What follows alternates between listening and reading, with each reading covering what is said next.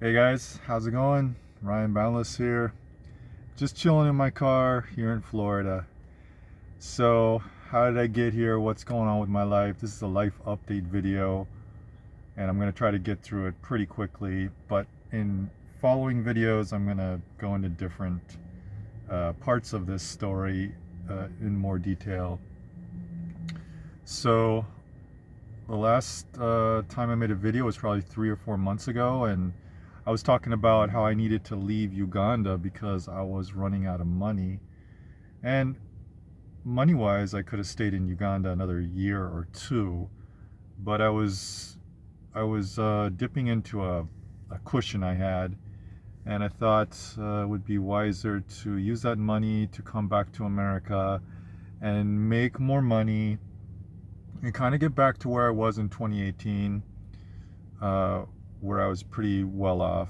I mean, I was pretty comfortable financially, so kind of want to go in that trajectory again. And also, I'm almost 50 years old, and I want to give myself some stability as I round into my 60s and 65 and over.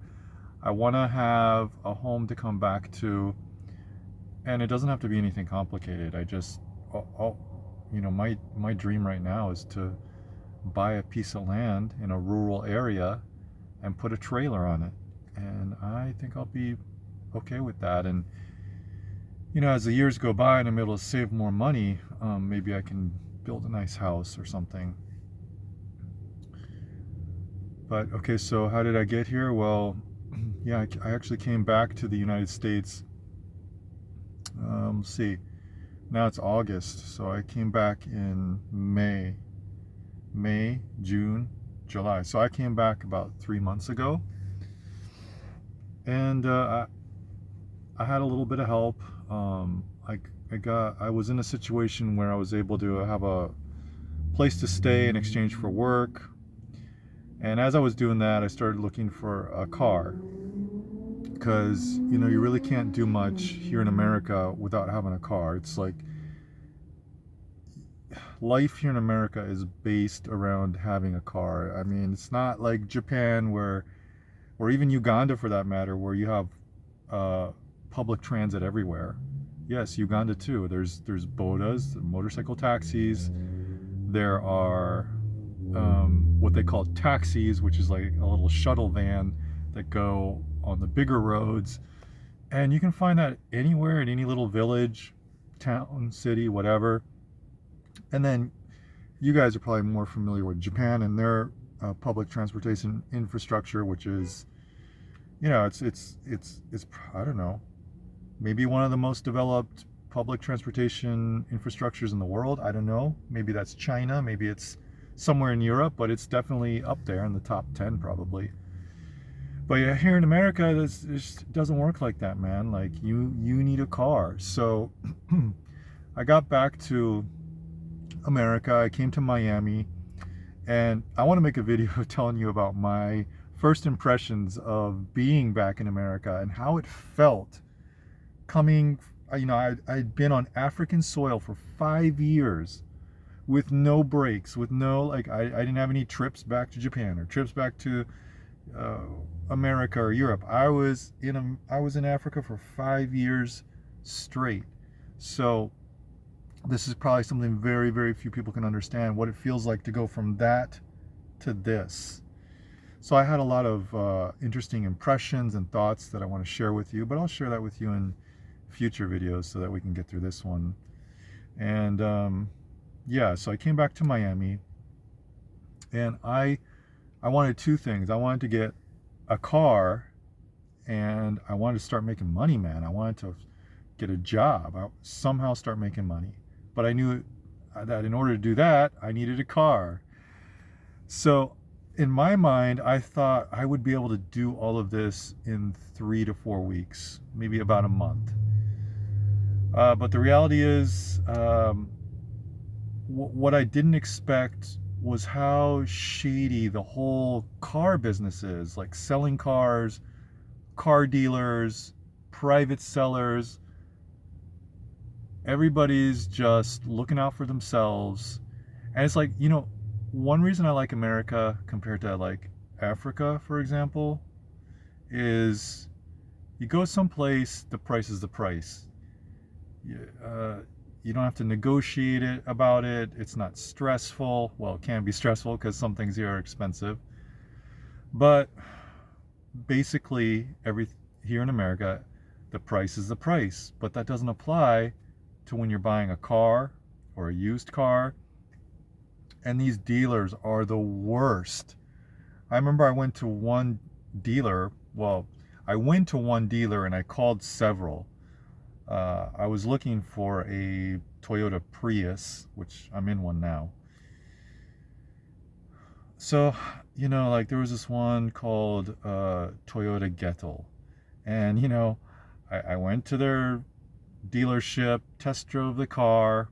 It was a used Toyota Prius V, and, it had something like 130,000 miles. And, so I test drove it. We get, after the test drive, we get back into the office, and this guy writes up, the out the door price. And it's like base price $8,000, and under that, bullshit, bullshit, bullshit, bullshit, bullshit, bullshit, more bullshit, and then the final price was bullshit. It was like that $8,000 car had become a $17,000 car, and it was just like, I was just thinking to myself, like, are you joking? Like, are you joking? Because you can even look up the fair value price of used cars, according to their condition, mileage. And these guys were way out of range. So I lowballed them. I'm like, well, I can pay $8,000 in cash. That's what I got. And then they have their little tactics to, they want you to come back, and they keep pestering you, but they'll never agree on a price over the phone, and they would never drop down and just be like, yeah, we actually are full of shit, and we will give you the fair value price. They could never do that. I remember this dealer, I think it was called Gettle Toyota in Florida, and on that, one of the lines of bullshit after the base price was something called the Gettle Advantage, which was like $4,000. Yeah, that didn't seem like there wasn't any advantage there for me. It was like a disadvantage. So, God, I just got fed up dealing with car dealers. You can't find an honest one among them. But somehow I found this dealer up in Orlando. And they were just like, you know what, the price is the price. And their prices were good. Their prices were like what I would really expect to pay for a used car. In fact, they were even cheaper.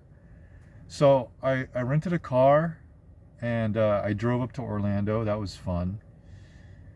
And I get there, and the guy I'd been talking to the guy on the phone, and he was Venezuelan. Really cool guy. I didn't make a deposit or anything. He just held the car for me. And I showed up, and he's like, yeah, man, here it is. And we test drove it, and the owner and mechanic, there was like several mechanics. All these guys were Venezuelan. Like, God, I can't believe how many Venezuelans are here in Florida. Well, okay, I'm getting off topic. But anyways, real nice guys, all of them. They could barely speak English, but they were just trying. And the owner, head mechanic, he answered every question I had. And I had studied about the Toyota Prius in depth, so I had a lot of detailed questions about this car. And he put my mind at ease. The test drive was fine. The car was in great condition, and I'll talk more in detail about the car in a later video. But anyways, I made a deal that day, and I've had the car now for a month, I think. Yeah, a month, and no problems. runs like a new vehicle. It's a used vehicle, but it runs like a new vehicle. It's a great car. And I just I just found a gem. I found a gem in a pile of just shit, a pile of shit car dealers and private sellers. I just found one good place. And the whole process of buying a car or trying to buy a used car and dealing with these shitheads and these dealers was very, very stressful, because that was the one step I needed to take to go to the next step, which was to start working, finding a job, etc. And I just felt like I was hitting roadblock after roadblock with all these dealers. They were just dishonest, putting all these bullshit fees, and these guys were just like, they were straight, they had reasonable prices. And I told them about my frustrating experience dealing with other dealers. And I said, why? I said, your prices are almost half of what other dealers are asking for. How is that? Like, what's your business model? And he's like, I just want to move cars out. We get these cars in, we buy them on auction. We're mechanics, so we fix them ourselves, and we make a little profit. And we really don't have cars on the lot for more than a week usually.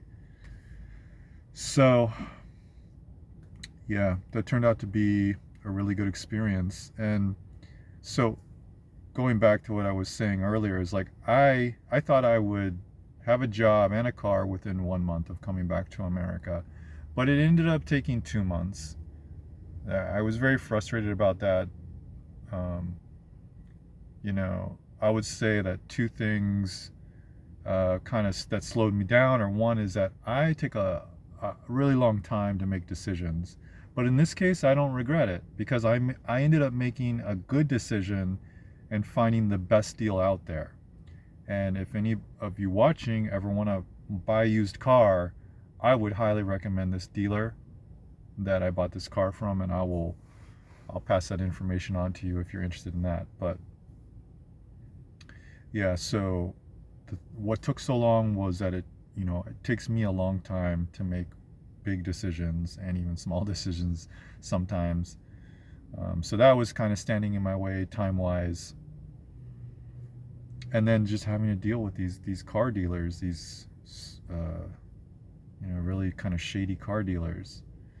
So yeah, I mean, what I thought I could do in 2 months, what I thought I could do in 1 month, ended up taking me 2 months.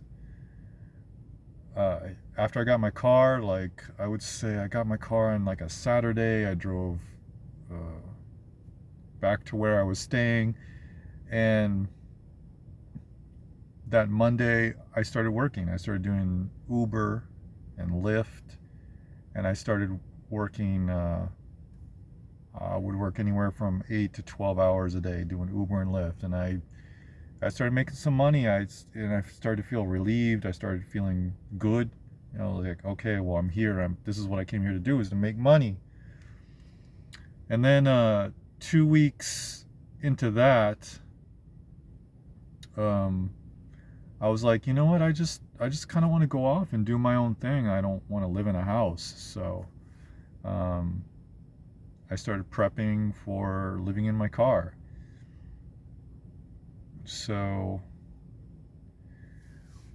I've been living in my car now for about 3 weeks. I've been living in my car for 3 weeks, and I love it. Like, I'm so happy. I love it. I mean, it's not like perfect. There's some little things that are, kind of stressful to deal with sometimes, but I just like, it's fun. It's like a fun fucking adventure.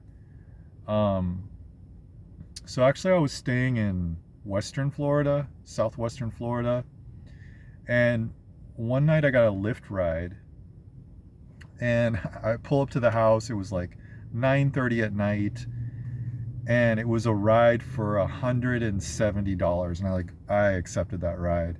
I didn't know where he was going. I didn't care. I was like, I want that $170. I pull up at the house, And this woman comes out, this attractive white chick comes out, and she looks upset. And I'm like, I said, "Are you so and so?" Because I was kind of confirming the Lyft ride information. She's like, "Oh, he's coming." And this guy, this old guy, just stumbles out. He's he's just wasted. He is so drunk, and he actually reminded of me of my dad. You know, the last couple times I saw my dad before he died. And my dad was an alcoholic too. This guy was wasted.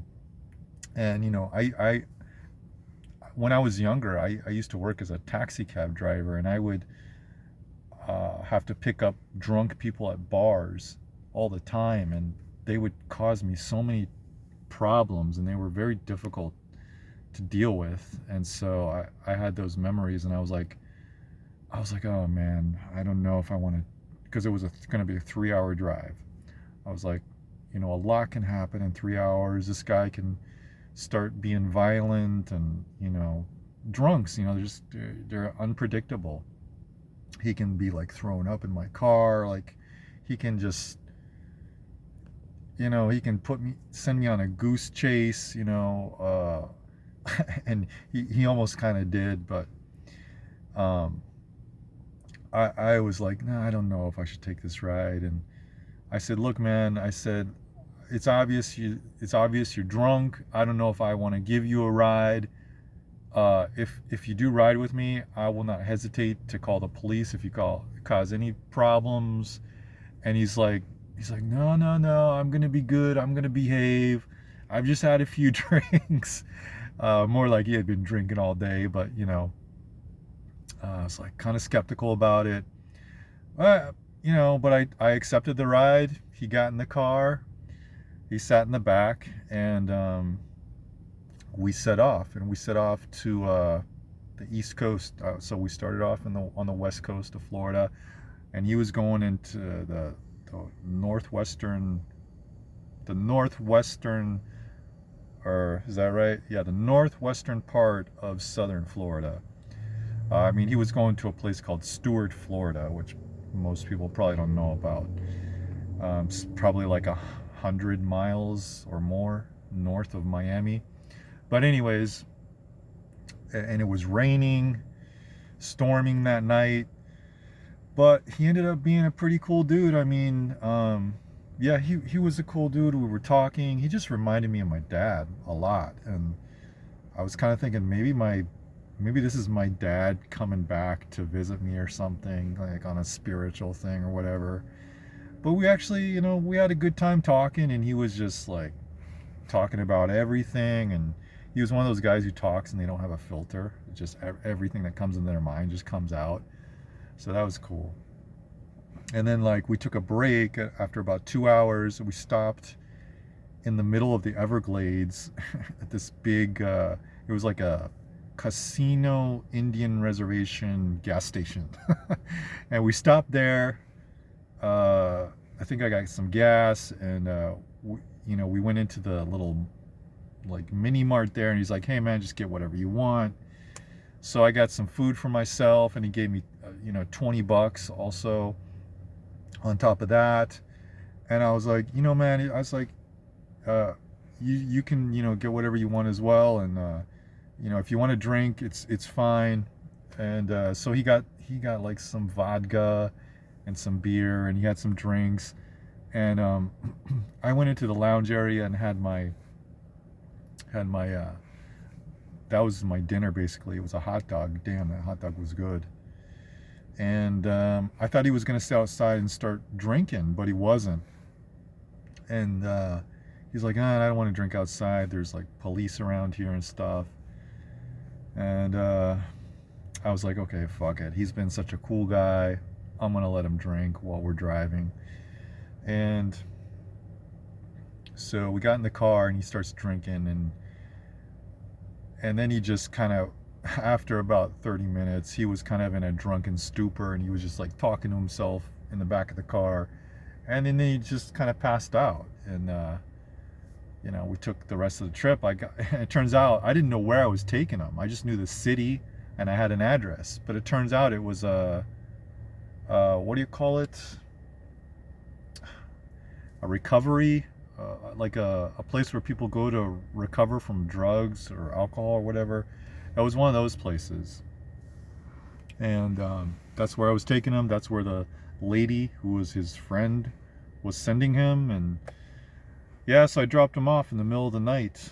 And so now at this point I'm on the east coast of Florida. And I hung out for about a week, still doing Uber and Lyft, and I just, I met all kinds of people. It was a great way to network. And I would find different places to park and sleep every night. I have a bed in my car. This is right here. This is my bed. And like in future videos, I'll show you how I sleep and my whole setup and everything. But anyways, talking about some of the like stresses of living in your car, your van. I mean, one of them is like, you never want to stay in a place where you think the police or somebody's going to hassle you while you're set up for sleep mode. Because it's not like I just pop into bed. No, it's like, there's a whole setup. There's a whole way to do it. And when you get set up, it's like you don't want to be like, and like I sleep here. This is my house. I sleep here the way I would sleep in my house. Like, I just have a pair of shorts on and I don't sleep with a top on. I'm like naked from the neck down. And, like when I'm sleeping, man. I'm not wanting to get disturbed and having to like shift my car back into driver mode. It takes like 10-15 minutes to do all that. So anyways, that's one thing that I wouldn't say it's stressful, but it's not like one of the funner aspects of living in your car or your van. But I mean, just to briefly tell you, like, I haven't had any problems. I've been good at choosing places and learning how to read a place and getting the information I need so that I know I'm in a place where I won't get kicked out.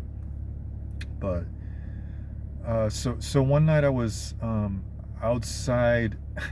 This is kind of ironic, but I never stayed at a Walmart, but I did find this one Walmart, and I met a guy who was living in his van, and I didn't want to really talk to him because he looked like one of these guys that when you talk to them, they won't stop talking. And I was tired. I didn't want to get into a long conversation, but I was like, I need some info. So I talked to him, and he's like, well, you can't park at Walmart, because actually Walmart's here in America, well, here in Florida, a lot of them, and this may be true for the rest of America as well, but a lot of them are not letting people stay there in their cars overnight. And I mean, I can make a whole another video about what it's like to do car life, van life in Florida, but that's another topic. But anyways, here in Florida, like most Walmarts don't allow you to stay overnight, and I knew that. And I saw this guy in his van, and I'm like, he must know something. Because if he's staying here, yet most Walmarts don't allow you to stay overnight, like, what does he know? So I went and I talked to him, even though I didn't want to. I went and I talked to him, and he's like, well, you see, because it was a Walmart, and then it was like a plaza. It was like a Walmart, and there was like a Chinese restaurant and a Japanese restaurant, and something called like an Amco, which is like you can get paid before you get your paycheck, kind of one of those stores. And it was a bunch of stores. He's like, well, you see, like, if you park on this side of the concrete island, the parking security for Walmart only goes up to that concrete island, but on this side of the concrete island where I am, security won't bother me. And I was like, oh, okay. So I got that information. I stayed there that night, And then I think it was like the next morning, I was just like packing up to leave, getting my car in driver mode again. And anyways, I met this guy. I ended up talking to this guy, a different guy, not the van guy. And long story short, talking to that guy led me to getting a job. And so, I mean, I was already working. I was doing Uber and Lyft, like 8 to 12 hours a day, which was okay. But, you know, it's like, I mean, this is another video as well, but I'll just say it briefly. Like, working for Uber and Lyft is okay, but there's two things I didn't like about it. One is just putting so many damn miles on my car. And two is, well, there's three things. Putting so many miles on my car. When you're driving that much, I feel like the probability of having an accident is higher. And then number three is, you know, you can have really good days where you'll make over $100, over $150, but then you can have days where you may only make $75 or $50. So I met this guy. I'm at the parking lot in Walmart getting ready to pack up and leave. And anyways, talking to him, ended up, he gave me some information, and I was hired within like 3 days, I think. And that very next week, I started working. And so now I have a nice job, and my life has changed again. So I went from being an Uber Lyft driver, living in my car, basically being in my car like all day, all night, to a guy who goes to a job and leaves his car behind. And then, you know, after work, I come back to my car, and it's my house. I go somewhere, I find somewhere to stay, and it's actually kind of cool because I'm so tired when I get home. And it's really nice. It's really nice to come back here, and I don't immediately go into sleep or bed mode. I come back to my car, I figure out where I'm going to go, where I'm going to stay. I usually go get dinner, and then figure out what I'm going to do about dinner, and then I go to the gym, and I take a shower. I do a workout or take a shower, and then I come back to the car, and you know, I set up for my sleep. I've set the car in sleep mode, bedroom mode, whatever you want to call it. Yeah, so that's my update, guys. I'm back in America. I came here to work, to make money, to get my finances back up, and I like it, man. Every day is like an adventure. I've got so much to talk about.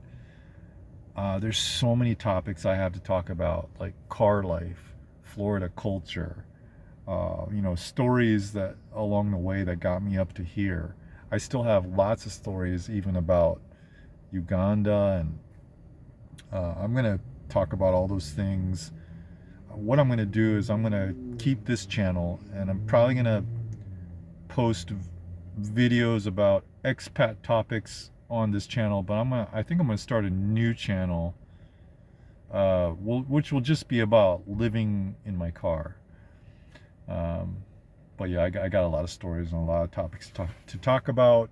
And because I'm working full time, I know I know I don't have time or the energy to go to the library, set up my computer, and edit a whole video. So a lot of videos are going to be, you know, talking head videos. But you know, I will try to, like, when I do a tour of my living setup in my car and everything, of course I'll edit that. But I'm gonna try to do everything on my phone, because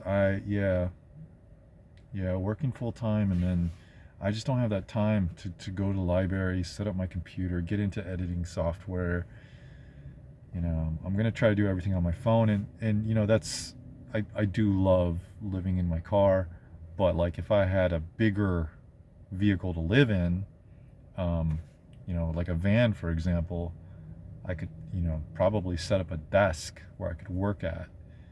But I can't do that. I can't do that in this car. It's too small. So and then I'm working full time, so it's just like I'm gonna try to do what I can on my phone. I found a pretty cool editing software, pretty sophisticated for just working on a smartphone. So yeah, I'm gonna try to be making videos consistently. When I finish work, I am so tired, but because I'm so focused and I know my trajectory, when I finish work, sometimes I'll get on Uber and Lyft and work another 2 hours just to make some extra money. I would love to be making $300 a day, but I haven't hit that target yet. But anyways, guys, yeah, this is just an update, and I'll be making more videos, so be looking forward to that. All right, guys, thanks for watching. Peace out. Deuces.